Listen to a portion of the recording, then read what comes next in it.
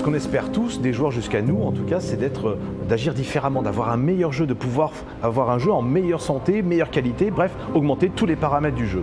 Et donc la grande transformation que l'on fait, c'est qu'on va fabriquer des équipes dédiées, des brigades qui vont prendre ces sujets majeurs et qui seront là 24 heures sur 24 pour corriger et répondre à ces sujets. It's an absolute change of fundamentals in how the team operates. There are different cells, event cell, operator cells, a cell about player behavior and handling toxicity, and a playlist cell. The roadmap, the operations are going to cover still the 8 operators, your classic elements that you expect in a season, but more rework. We're putting a dedicated team that's all about the maps and balancing the maps. Work on the choke points, work on the layouts that needs fixing is going to be one of the missions. Pour cette année 4, on va changer la formule. Une nouvelle map et 3 reworks. Améliorer des choses, redonner un cycle de vie aux maps, redonner une nouvelle dynamique.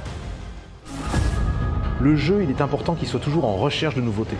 L'événement allie le parfait mélange entre la légèreté d'un événement et en même temps pour moi une phase d'exploration. Donc année 4, nous allons commencer à tabler sur des gameplays, des mécaniques, nous avons envie de tester, voir les réactions du public, etc. C'est un gage d'avenir aussi pour Siege. We now have a full production team dedicated to doing that 100% of the time, shipping operator reworks and tweaking the game. We're going to be reworking Lion, Glass, Ying, Dokebi, Capitao, and that's just the beginning. Many more are to come, we just can't announce them yet. In the past months, we've set up a cell dedicated to player behavior. That cell will be looking 360 at toxicity, team kill, living, all of the negative and positive behavior. They're now going to be tackling the most important feature the game is going to be seeing, that is handling team kill. So I'm extremely happy to announce that in Season 1 we'll be seeing in the TTS the first prototype playable by all of the people in test server of the reverse friendly fire, which is a feature that's going to punish players that are trying to perform a team kill. This is going to be tremendously changing how you interact with the game and the rest of your players without disrupting the tension and the lethality of the game.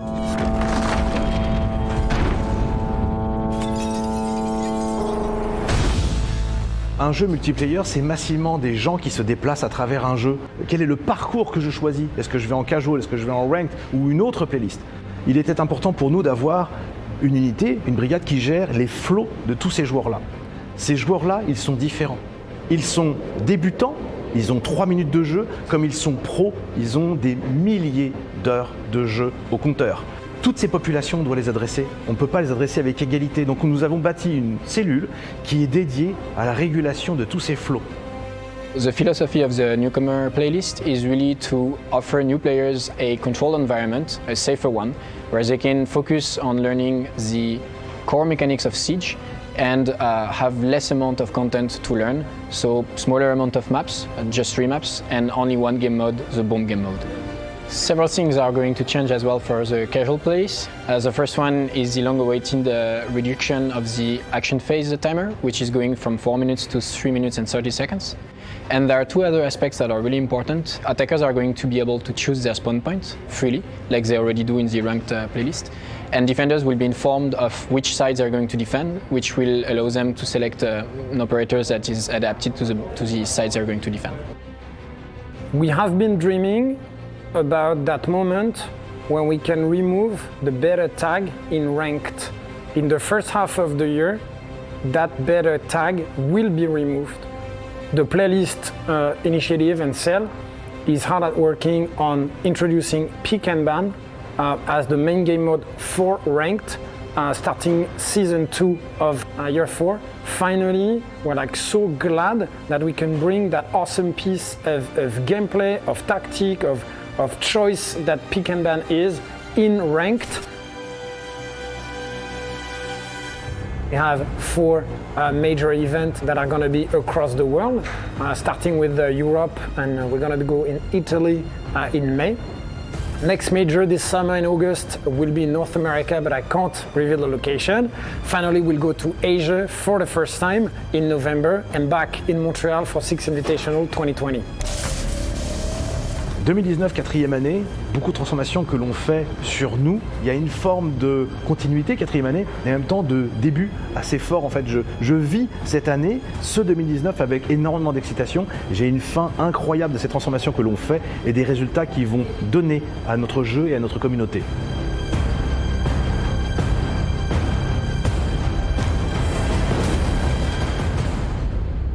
Obviously our 3 classic seasons afterwards. So 3 seasons, each season followed the same sort of structure that we've had in the past with 2 operators and a rework each time. Operators, as you can see in the roadmap, this time we're going to be meeting new characters from way more different nationalities, total 7 different nationalities, traveling from the US Secret Services in season 2 and Denmark, with a pretty exciting female operator that's going to be there.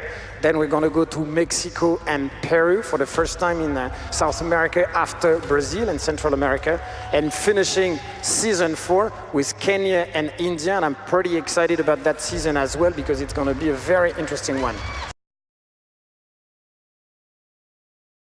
Right, so we're actually redefining what we consider a rework now after learning so much from Hereford. Hereford was a giant top to bottom change with the art, with the layout, and now we're looking at the maps in our roster. We're over 20 maps now, taking care of those and not changing the things that work, but changing the things that don't. And we're using data, we're using feedback from the community to make those changes. All right, and as we saw, we got a little glimpse of these changes to come, but what maps are we changing and how are we changing them? All right, so starting with season 2, we have a rework of Café. Then season 3, we have a rework of Canal. And then finally, season 4, we have a rework of Theme Park. Theme Park, all right, let's ooh, yes. Yeah. That one got a response. Didn't think that, eh? Yes, and here we are. Let's start off with year 4, season 2, Cafe. What are we changing in Cafe? All right, so everybody got that little sneak peek, and we'll roll the video right now. We're expanding the second floor now so that you can approach objectives and have a little bit more space to play with. On the attacking side and the defending side, even Skylight is getting blocked a little so that it's a little bit safer to move around on that floor. Yeah, absolutely. Our fans are really liking that one. They love it. And then you can see another big change that we're making is moving the staircase on that bottom floor over. And it just helps people move a lot. It was a lot of dead space. People weren't using that staircase, so moving in a place that makes sense really helps out the map. Now, Alex, what about that pesky bomb site? The one we all know about. Are you talking about the bakery one? Yes, sir. We've moved it. Oh, boy. It's not there. It helps defenders now. It's moved in to the kitchen. So you have 2 sites in the kitchen now that you defend. It helps out the defenders a lot because it was such an insecure spot. And we've introduced a new objective as well to the map. Ooh, a lot of changes. So you'll be able to see that down the line. That's going to be really interesting. We haven't shown all the details about that rework to Cafe, but it's exciting. It is. Yeah, another really exciting rework is Canal. Let's take a look at that. Yep, so this is a big one. Canal is very special because it's our map that we have 2 buildings and you get a lot of that firefight in between the 2. And it was always a blocker moving from one to the other. So we've added a new route up top and we've actually added a tunnel underneath as well. So you get a lot of changes coming to the red building, and you see a lot of choke points like these hallways that we're opening up. We're creating new opportunities for the attackers, for the defenders, just redefining the space a little bit more so it's not as claustrophobic. Yeah, and what I'm hearing is that it's a lot about navigation, a lot about those angles, a lot about those choke points, taking away all the things that are frustrating about these maps. But keeping the good things. That's it. Yeah, absolutely. And now a map that's a little bit further down the line, so we don't have a lot to show for it, is Theme Park. But that, our players have a lot of opinions about Theme Park, don't they? Yeah. It's a little ways away, but we do have a floor plan we want to show.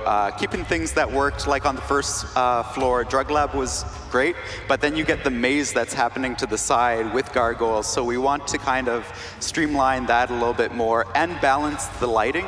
Right now, Theme Park is a map that's super, super dark in some places, super bright in some places, so kind of averaging it out so that it's easier for players to recognize what's happening. Cool. And then on the second floor, we're actually taking a look at that connecting hallway where you have the train cars. It's very hard to flush out defenders. There's so many hiding spots. And we're also going to be taking a look at the twin staircase there too. Yeah, this is really exciting because this is the first time we've ever shown a year 4 season 4 map tease in a year 4 panel. So as of December, the balancing cell has grown substantially. We've got now members from the whole dev team, right from code, design, research, all the way through to audio and art. And it's going to be a great year for year 4 for balancing because we're dedicated, and that whole team is entirely on that. It's going to be great. Now, we saw in the video a little glimpse at some of the operators, and we can't talk about balancing without talking about the 800-pound lion in the room. Okay, let's do it. So let's talk about lion. What are we doing to improve lion in year 4? Right, so with lion, the first thing we're doing is we're getting rid of the outline. That's out, that's going away. The next thing, the next big thing is the time. He's being halved. It was 7 seconds, 3 seconds of countdown, and then 4 seconds of effective time. Now it's going to be 1.5 to 2, and then 2 seconds of actually scanning. These 2 changes, we're confident will take him to a place where he's still lion, but he's not an operator that's going to help you kill people. He's an operator who's going to assist in gaining intel, and that's pretty much it. He will tell you someone's above him. Yeah, he's moving into a role that's more that he was designed to be, that intel operator, and less that really frustrating kind of operator where it just you get killed and you feel frustrated by it. Yeah, it's going to be great. Yeah. Really big change to Lion. Another little hint that we saw was at Glaz. What's happening with Glaz in year 4? So Glaz, another unintended behavior happened with him. He became a very, very strong pusher on site. He became a bit too good in close quarters. So what we've done is we've linked his IR scope to his movement. Now that means that you can, if you want to, go slower, push, push, push, and you can still gain that advantage of seeing through smoke and getting the yellow highlight. But it means that it's a lot more of a skill game. It's less of a everyone can do it pretty easily. The other thing that we did with this that is going to be very important is we pushed him to be much more of a sniper role. He capitalizes on your mistakes. He holds an angle, and you can see this in this video. He's there waiting for you to make a mistake, and when you make a mistake, he capitalizes on it. He gets you, and you don't know where from. So he's more of that classic sniper role instead of the entry fragger that exactly. No more entry frag in Glaz. No more entry frag in Glaz. I think our fans are going to really love that. So that's a really cool look at some of the design changes that are coming to Glaz and Lion coming in the first half of year 4. Now let's talk about a secondary gadget that doesn't usually get a lot of love. We haven't changed this since the launch of the season. The deployable shield. How is that changing in the future? So, iconic and underused is the way we'd describe this. So what we did with this one is we realized the problems with it, which is placement is frustrating, and you've got these tiny gaps between doors, you've got these tiny gaps that you can be seen through. And what we wanted to do is make it more comfortable to position and make it more like you can actually play the game. There's something happening behind the shield, but before you couldn't see it, you couldn't interact with it. And now you're going to have those small slits that you can... Here we're getting our first look at the new design. Yeah. There we go. So those small slits, they're bulletproof glass, they're mirrors, and basically that will allow Glaz to no longer do this. But also those windows will allow the person behind the shield to see what's happening in front of them and make a move, because before maybe you weren't sure what was there. Yeah, and just to be clear, you can't shoot through those slits. Yeah. No shooting. Yeah, so they're just there for visuals. Yeah. And gathering intel this really becomes more of an intel gathering tool Yes. than anything. Yeah. It's an intel gathering tool, and it's also going to have an impact, right? Right. You see one of these, and as an attacker, you think, ooh, maybe I don't rush that.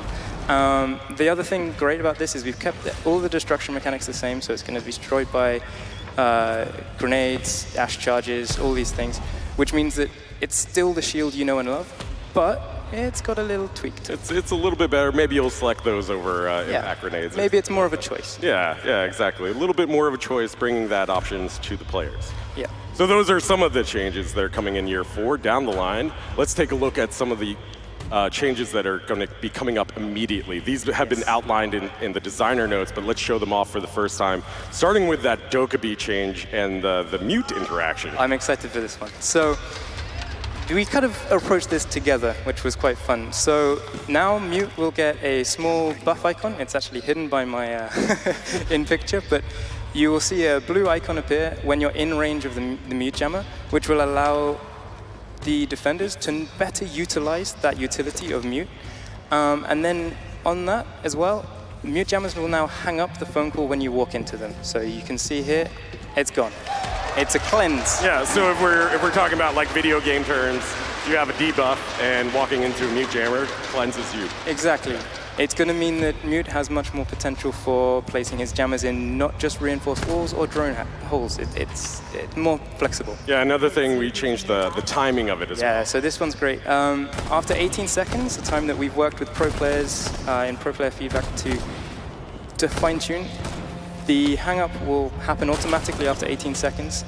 So you'll still get the advantage of Dokkaebi being able to pinpoint those roamers, but at the same time, it's not going to annoy you 2 minutes into the game. Yeah, it's still enough to make her a viable option and be annoying, but then after 18 seconds, it so if goes to voicemail. If you're in a firefight, you can ignore it and you won't need to deal with it. Yeah, if you're running out of time in the map, as we've seen, you know, it might just run out. Exactly. Yeah, on its own. All right.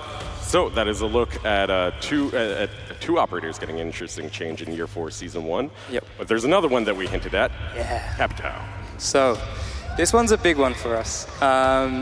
It's been worked on for a while, and it initially started as a bug fix because this is unintentional. So what we've done now is we've completely reworked the propagation system, and now you will get a much more reliable firebolt.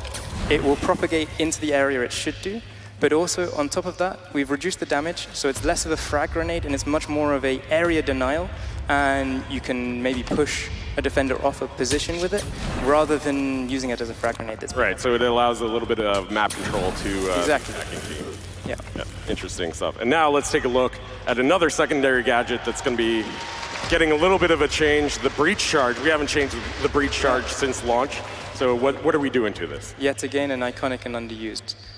So this one, we've reduced the animation time, so it's going to deploy much quicker, it's going to be much safer to use. And then, on top of that, we've tweaked the damage. So the damage fall-off before was very intense, close up, and it was quite big. What we've done is on the attacker side, we've reduced that so that you'll be safer to use it, less killing yourself. And on the defender side, Thank you, Kit. Yeah, that's okay. Yeah, I've killed myself many times with breach charges. Yeah, It's going to be useful. So what are we doing to introduce a first fix to lean spam? So this first iteration, what we've done is we can see the videos. We've taken a first pass at it, lots of maths. This is the current one, and this isn't what we want. So instead, this is what we have now. No? Okay. There we go. So, no more flapping heads. No more flapping heads. Obviously, I want to reiterate that this is a first fix. First iteration. First iteration of We're working on other things along the lines of crouch spam and lean spam as well. Let's see what happens with it. Yeah. This is a good start. Sure. So newcomer playlist is us trying to make it easier for players to get into Siege. It's a very, very complicated game, and so first contact is very important. So we're creating a playlist dedicated to players with level 1 to 50 clearance, and this is their space to play with other people of the same skill level, of the same knowledge. At the same time, we're making it so that the rules match a lot more what they'll see in ranked. So it's bomb only, and you only have 3 maps, And these maps you'll also see in ranked as well. And this helps prepare players to make that jump from the newcomer to the ranked playlist. So a lot of tools to onboard new players as soon as you pick up the game. It's a little intimidating. You have those situations, but this will make it a little bit easier for them to navigate. Another thing we're changing with the preparation phase are the spawn points in bombs. That's right. So when you're jumping in as an attacker, you vote as a group where you want to spawn, and you'll spawn together so that you can approach the objective together. And when you're a defender, you'll be shown what bomb site you'll be gaining so that you could pick an operator that fits it. Yeah. Now, how do these changes impact casual? We saw in the video that there's a little hint at what's happening with casual, but what's happening? Yeah, so it's important to note that newcomers can still play casual if they want, if they have those friends that are higher level than 50, so they can jump in there. For casual, we're reducing the action time to 3 minutes and 30 seconds. Yes, yes. And we're also changing the way that you spawn in, so you can select where you want to spawn as an attacker. And again, we're showing what spawn point you'll be as a defender. So bringing it a little bit closer to what we see in ranked. That's right. And speaking of ranked, there's a lot of changes happening with ranked. What's There happening is. with ranked, Alex? Tell us. So, What about that pesky beta tag? Year 4, 2019, no more beta tag. Let's go. And it all starts with pick and ban. We heard that a lot of people liked it in the road to SI. Yep. Yes. So we'll be changing it and bringing it into the ranked playlist now. Yeah, obviously such a requested feature in ranked. We see it all weekend long at the Six Invitational and in the Pro League, and now we're finally bringing it to ranked. And more information will be presented when it comes out officially, but this is pretty exciting. It is. Yeah, absolutely. And also introduced in ranked, we have the new ranked hub. Yes. Tell us about what that is and what players can expect from that. So this is actually your home for ranked now. We're providing a space where you can get more information. You'll know what rewards you'll actually win at the start of the season. You also know what maps are being rotated in and out of the map pool. If you go over to the My Rank tab, you actually find out a lot more about how you're performing, what you need to make that jump to platinum, which I think we're all. Yeah, we're all. Yeah. I'm diamond actually. Okay, I don't know about you. Forgot about that. Yeah. And it'll also give you a bit of a history as well on your previous season, so you can kind of measure how you're doing.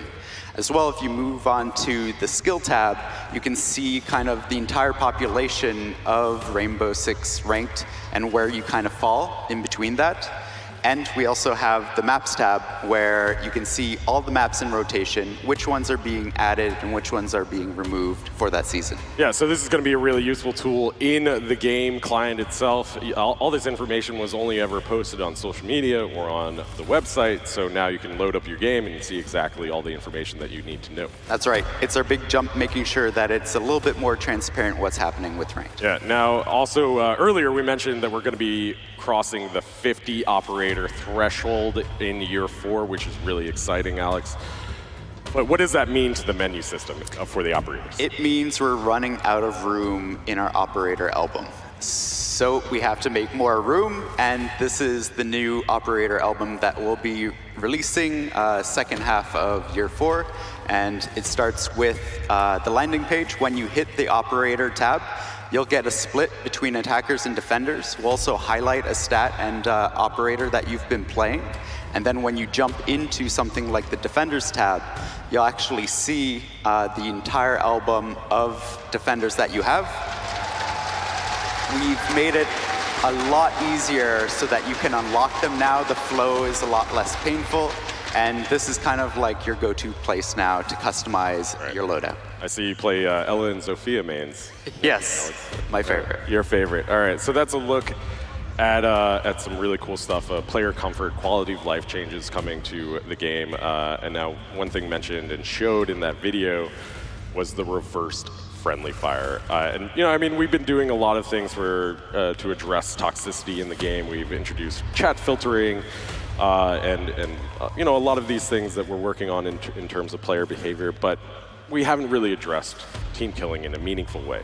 So tell us and break down what's happening with reverse friendly fire. Right. So we've been working on this for a while now. If you check out the video, what happens when you kill a friend is you'll actually be sanctioned. So you'll get a warning for dealing damage to a friendly teammate, and then once you get sanctioned, any damage you do will be reversed onto you.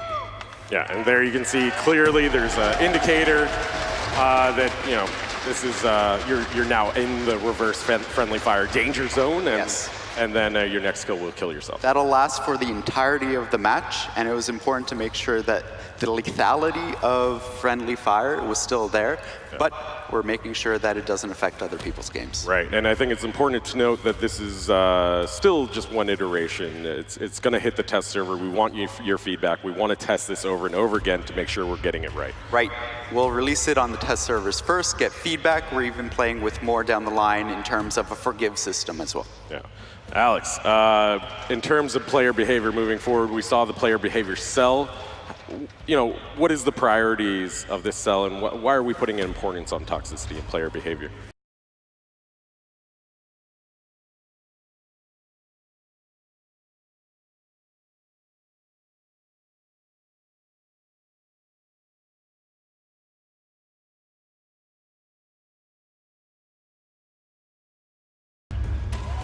Operation Burnt Horizon is taking Rainbow Six Siege to Australia, bringing 2 new operators, 1 new map, and just really a lot of nasty-looking spikes. Now these may look like something a defender would throw down, but they're actually deployed by an attacker. And this standard-issue drone being used to scout enemy positions, it's being controlled by a defender. Seems like there's no better place to mix things up than down under. An attacker named Gridlock is who you have to thank for all those pointy new obstacles in your way. She calls these mechanical marvels Trax Stingers. Throw one on the ground and it immediately starts deploying clusters of defender-damaging spikes. It throws out a lot of them, allowing you to really jam up a staircase or a hallway, or cover a large area of a room. Toss a Trax Stinger through a hatch or between floorboards to exert some pressure from above, or lob one into an area where you know a defender is hiding to put them in a prickly position. And don't worry about Jaeger's ADS, it can't affect Gridlock's gadget at all. Attackers can traverse the spikes no problem, but defenders who dare to tread on them will have 3 things happen that you really don't want to happen to you in Siege. They will take damage, they will be slowed down, and they will make noise. It's enough to make you think twice about that flanking route. And can you imagine trying to retake a planted diffuser surrounded by these things? That's a no from me. But hey, defenders, you don't have to let scary pieces of metal tell you how to run your life. Destroy them with bullets, explosives, or melee attacks. Even better, destroy the Trax Stinger device during the deployment process in order to stop some or all of the clusters from spawning. Keep in mind, though, that all of these actions are noisy, and you risk alerting the attacking team to your whereabouts. And since the attacking team now includes Gridlock with her F90 assault rifle, or her M249 LMG, you might want to think twice about attracting attention. On the other side of the siege is Mozzie, a defender who figures, why bring his own drones to the fight when he can just steal yours? Shot a drone head on, it's out. Armed with his trusty pest launcher, Mozzie can hack the attacking team's drones and make them his own. Yup, even Twitch drones. He can capture them in 2 ways. Number 1, shooting a pest directly onto a drone. This is kinda tricky, unless you catch an idle drone out in the open, or have a little help from Mute. But if you miss your shot, you can always pick up your pest and try again. Shoots, he scores, that's a drone for us. Number 2, shooting a pest onto a surface and creating an ambush. The pest will pounce on any drone that cruises into its sights and hack it. Each pest can hack 1 drone and add it to Mozzie's fleet. Once a drone is hacked, Mozzie gains control of it, driving, jumping, shocking, tagging, parking it in sneaky spots, just living the drone life. He can't pick them up, and if he drives a drone outside for more than a few seconds, he'll lose the hack and the drone will be lost, even to its original owner. But each drone Mozzie keeps in play is a valuable new intel source that joins the Defender camera feed for all to see. Now, defenders will see a special outline that shows them which drone not to shoot, but attackers will have to look for the telltale blue light to recognize turncoat drones, or bring IQ along to sniff out any traitors. Attackers can regain access to the camera feed of a hacked drone with a Dokebi hack, but the drone will still remain under Defender control. From droning more carefully to spot the flashing warning sign of a nearby pest ambush, to looking twice at every drone they see, the attackers will have to burn more time and attention on drones when Mozzie is in the match. And while their attentions are elsewhere, Mozzie is more than happy to take advantage with his P10 Roni automatic pistol or his Command 9 assault rifle with that reload animation Aussies would describe as Ripper. The new map in play is Outback, a roadhouse in the middle of the sunburnt country where travelers rest and refuel before venturing out into the bush. It's comprised of 3 main buildings joined together in an L shape. Each one has color-coded accents to help you get oriented as you navigate from the garage, blue, through the restaurant, green, and into the motel, yellow. There's a stuffed shark, a rodeo bull, and a host of other landmarks to help with callouts, as well as plenty of breakable walls and floors for our 2 new operators to destroy, using their super shorty shotgun sidearms. I'm reloading! Gridlock, the Queen of Spikes, and Mozzie, Mr. Steelio Drone, are hitting the road with Team Rainbow in Operation Burnt Horizon, though they still call Australia home. To stay up on the latest from Year 4 of Rainbow Six Siege, subscribe to our YouTube channel and visit us at news.ubisoft.com. Changing mag! AKA the land where everything is trying to kill you. And so we got a roadhouse, which is basically on the side of a lonely highway. And it's basically somewhere where you're going to go fuel up, maybe have a bite, sleep a few hours before going back on the road.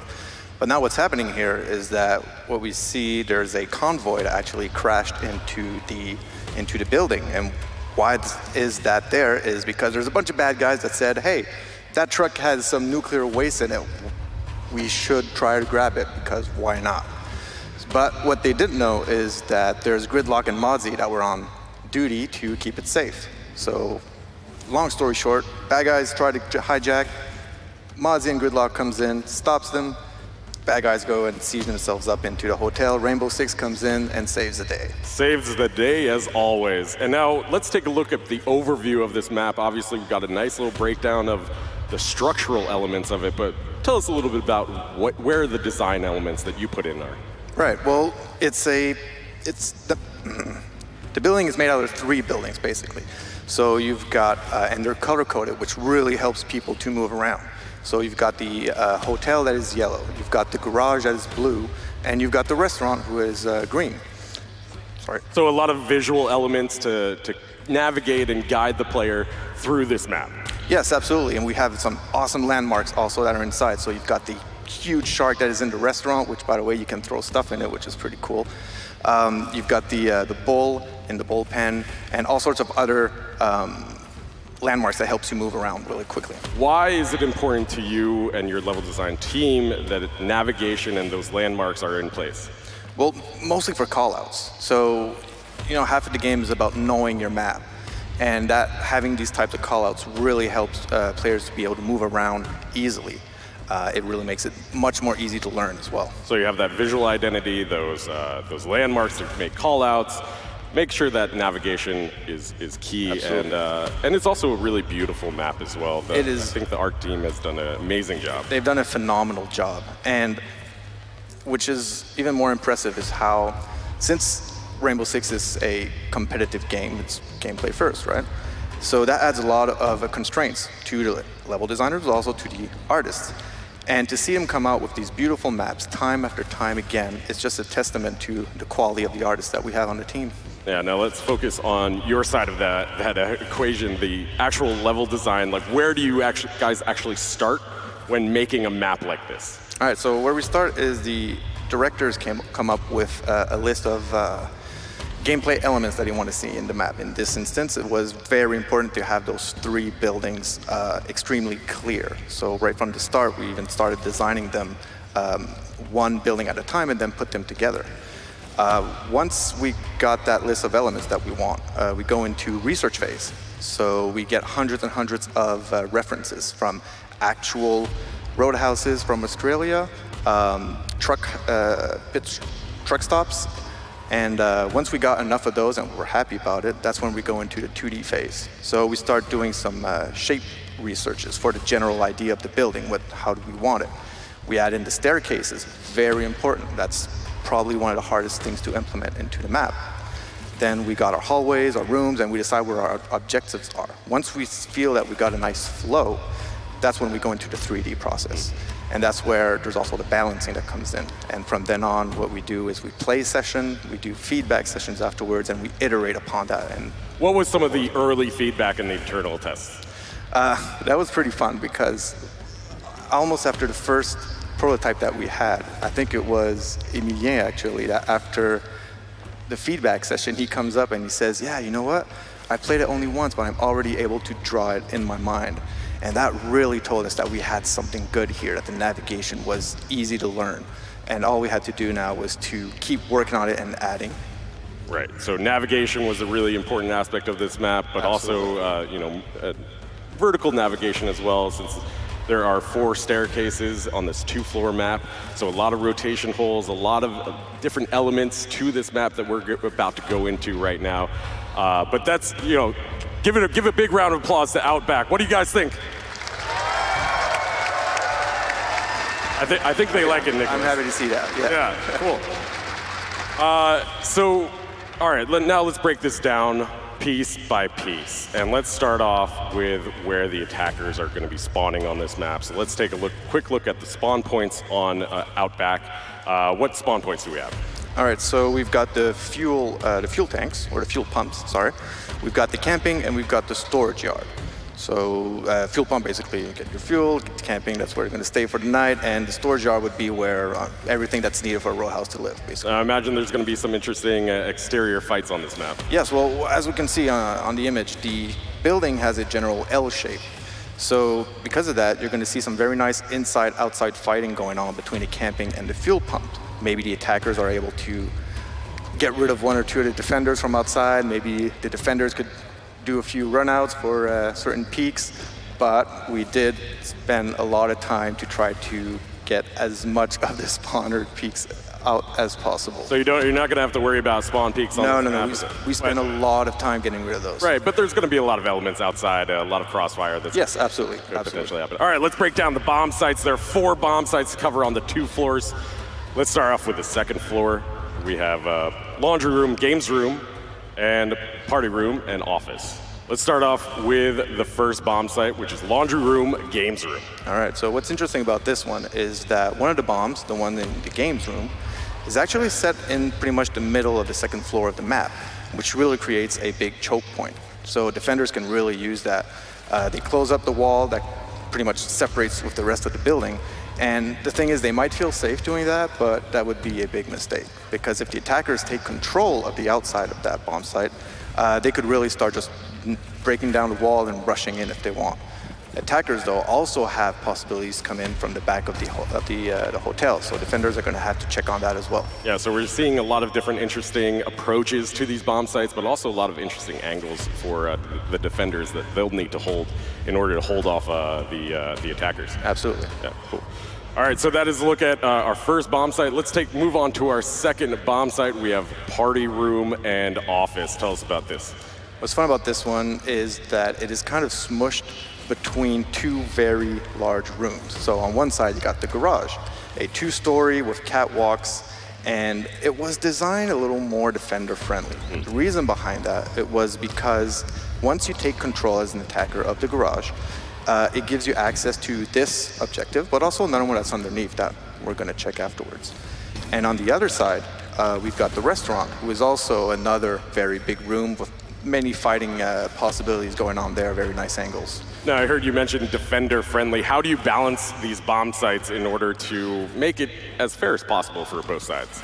Balancing is a really fun process to go through, and that's where a lot of magic comes out. Because at the beginning, when we're in, when we're doing it, what we do is all the objectives, all the walls around it, we surround them by breakable walls, and that's when during play sessions we figure out if we got some line of sights going on that just don't make any sense.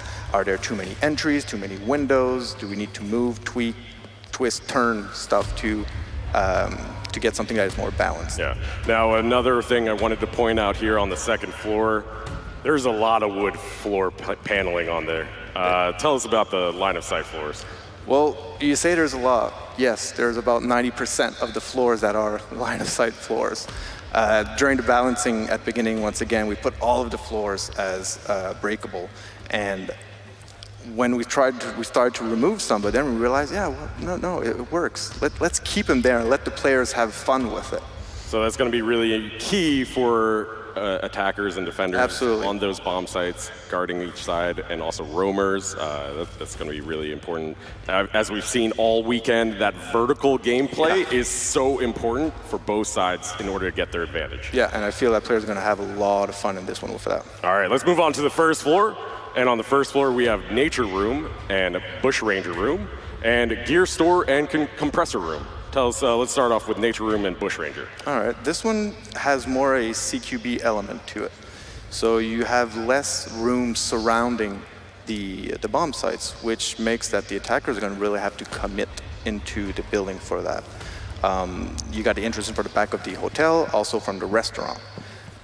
For defenders, they might think that turtling would be a good idea, but it won't, because like we were talking about, line of sight flooring, the defenders will really need to send some guys up there, because if the attackers take control of the second floor, there's really going to have a lot of death from above going on. A lot of death from above, and there's also a lot of rotations. There's 4 staircases on this map.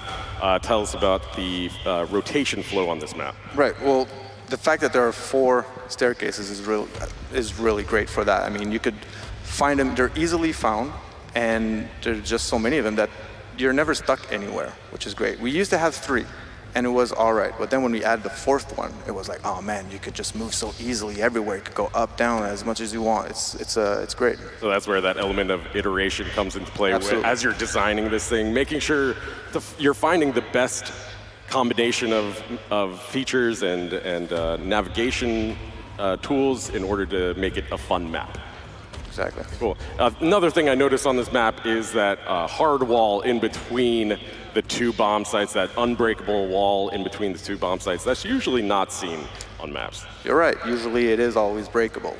In this instance, though, we realized during the play session how you were able to snipe someone and get a headshot 50 meters away while both of the players were inside the building. So I don't know about you, but I would find that extremely frustrating. Yeah, I don't like getting headshot 50 meters inside. 50 meters away, yeah. So in this case, we decided, all right, let's put this wall non-breakable, but there's a closet right next to it, and we did manage to make that one a breakable wall, so defenders can open it up and still have a good rotation going. So you still can have those rotation holes, but it's just that. It's just more controlled. Yeah, there you go. A little bit more controlled. Yeah. All right, let's wrap up the bomb sites with gear store and compressor room. All right, what I like a lot about this one is how both of the bombs actually have a possibility of expanding their defenses. So let's start with the compressor room. It has a soft wall that takes you to the kitchen. Now, if the defenders decide to take that, it gives them a super nice view of all of the restaurant and even permits them to maybe block access coming from the hotel on the first floor. And now if we go to the gear store, they can open up the gas store. And from then now they can take a very strong control over there. There's even a beer fridge in which they could put a mirror if they choose so and see the whole garage. A lot of fine Australian beer in that fridge. Absolutely. Yeah. But once again, a lot of line of sight flooring going on, so you're going to want to send some guys up there to keep an eye. And that can't be understated. Absolutely. That verticality on this map is going to be so important when you're going to have a roamer upstairs or maybe two roamers upstairs for the defenders. For attackers, you're going to have to make sure that's locked down so that they can't defend the retake or defend the push. So that's going to be really key. Yeah, absolutely. Awesome. Which ones are which? Gridlock is our attacker and Mudzi is the defender. All right, that's cleared up. Let's get into Gridlock. Who is Gridlock? So Gridlock is the newest addition to Team Rainbow. She graduates in robotics, but before that she was born and raised on a farm. And later on she inherited that farm, and now she has to balance her life between Rainbow, between that farm and the family around her, which is extremely tricky, but she's calm, structured, organized, and she's able to do all of this. Yeah, she's such an interesting character. If you guys saw the CG trailers out there, get a sense of her personality out there. Now, let's take a look at her gadget. Obviously, we saw what it does and its usefulness. It's a very basic gadget, going back to the roots. What was the vision behind it? Well, exactly as you said, there is a certain willingness for Gridlock to go back to some elements of Siege that were there from the very beginning. And those elements that we were looking at are obstacles, elements that you will place in the map to protect yourself, to exercise map control. Those elements, we all know them. They're barbed wires, they're reinforcement, barricades, castle. All those things are very OG Siege, right? But they belong to the defending team.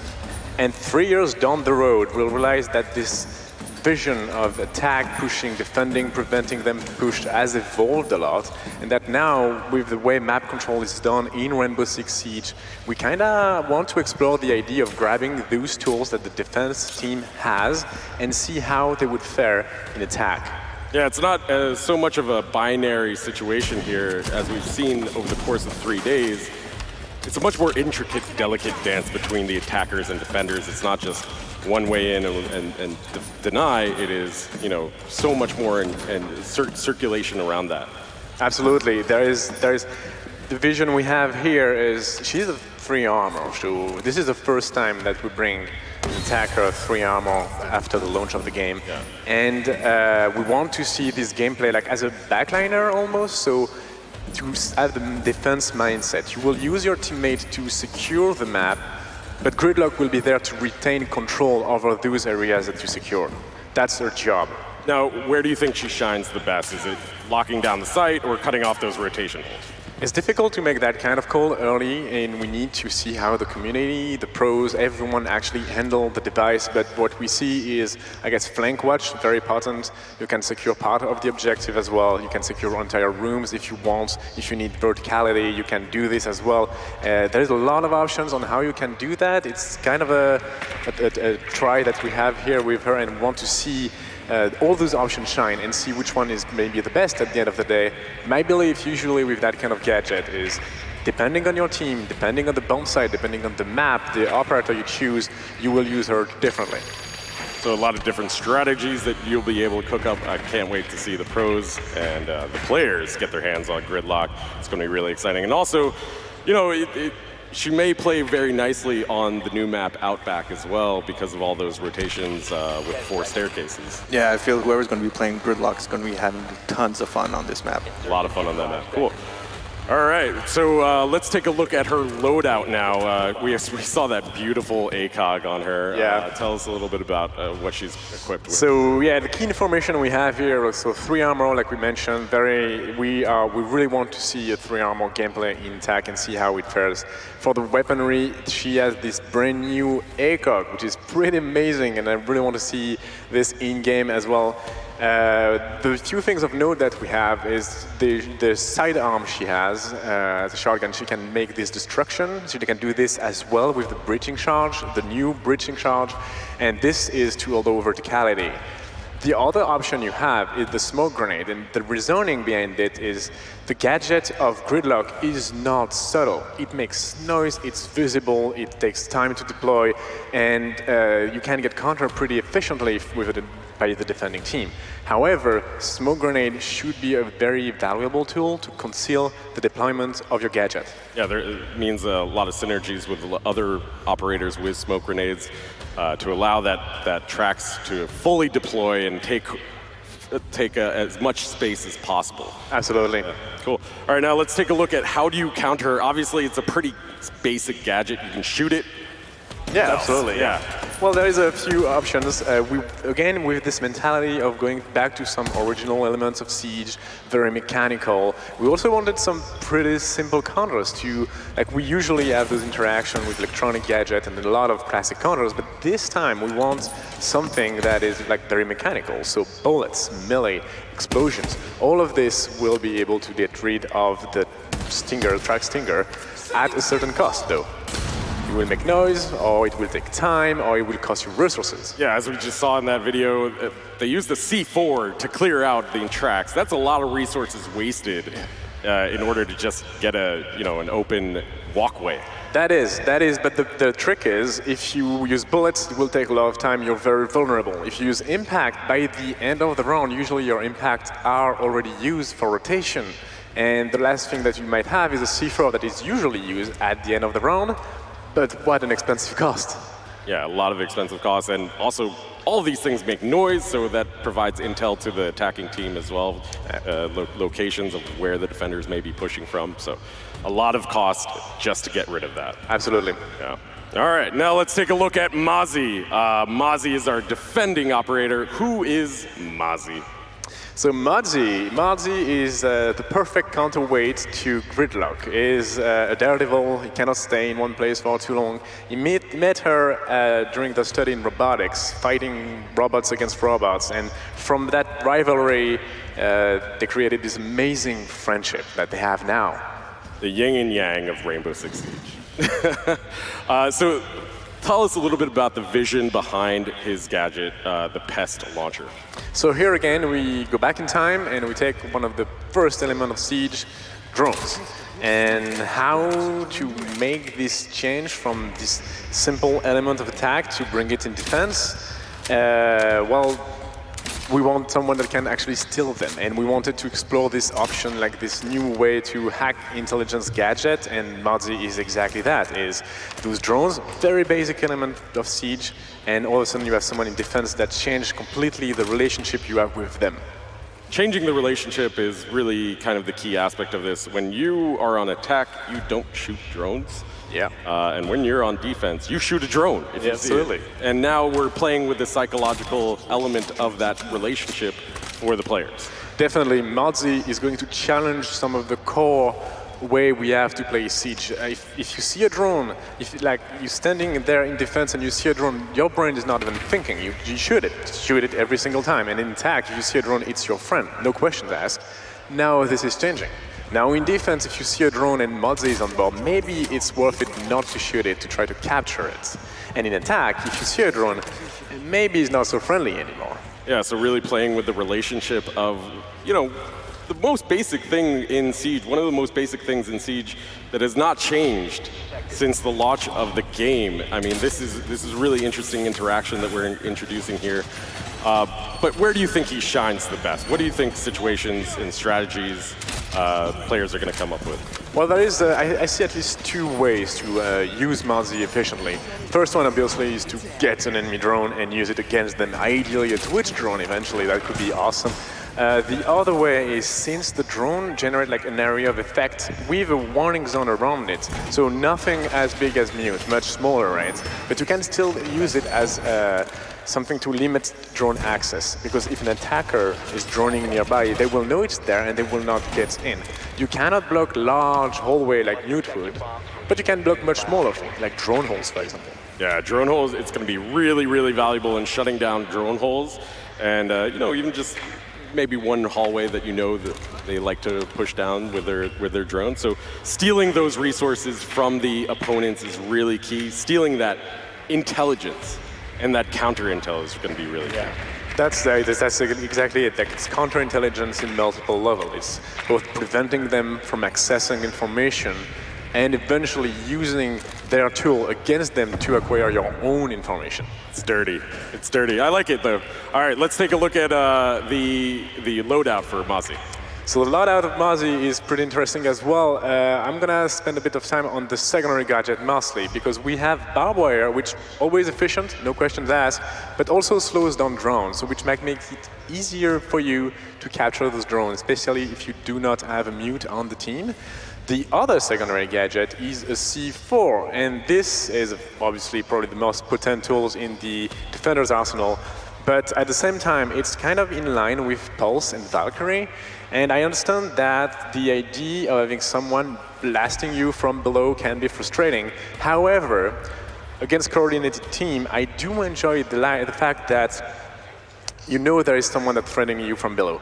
You know that this exists. It creates this secondary objective that you have to challenge. You have to chase the pulse from below. You have to destroy the Valkyrie camera. And now you have to be extremely careful with your drones. You have to communicate every single step of the way. And that's been so important over the past 3 days, where we've seen that verticality become so important, and that plant denial from below with those C4s have been utilized in almost every map, and it's an incredible, useful tool. I love the synergy there as well. So how do we counter Mozzie? So I guess the first step to counter Mozzie is communication. You absolutely need to tell your teammate if you lose a drone. You absolutely need to make sure that everyone knows that a drone is around. That's super key. And exactly like when Kavara is interrogating you, if you see your drone being captured, tell them. First counter, then after that, if you don't pay attention enough, well, it's an electronic gadget, so we have the usual suspects. Thatcher is going to disable the pest and destroy it. IQ is going to be able to spot them, and she also is able to find the drone that are turncoats and eliminate them. Very efficient. So very useful on those sides. But I think the most interesting interaction is with Dokkaebi. Absolutely. This was meant to be. This is our first hacker war between Dokkaebi and Mozzie. So the way we handle that in this version is we have Mozzie that is going to hack a drone, but if Dokkaebi is hacking a cell phone, she's going to gain access to the camera feed of the drone. So in the same way that she gains access to the Defender's Valkyrie cam, she'll gain access to the drone. But she's not stealing the drone back. She's just gaining access to the video feed, which means that she can see what Mozzie is seeing, but Mozzie still controls the drone. Right, and in that there's its own metagame, because you have the attacker who's hacking the drones, where the defender is also hacking the drones, and so there's this like information battle where you're trying to get just the sliver of information. Maybe they know exactly that a drone has been taken, and that gives you an advantage over everybody else. So it's really interesting interaction that I cannot wait to see that in action with our players. Yes, well, Justin, both of them are going to bring some very interesting new things. We're going to try to see how shifting tools from attack to defense impact the gameplay overall, and I'm very curious about this season. It's going to be an exciting season, and Mozzie, Gridlock, and Outback are coming your way to the test server starting tomorrow on February 18th. But we have a special surprise for you, and I don't think this has leaked yet. Are you ready? For the elite Hibana!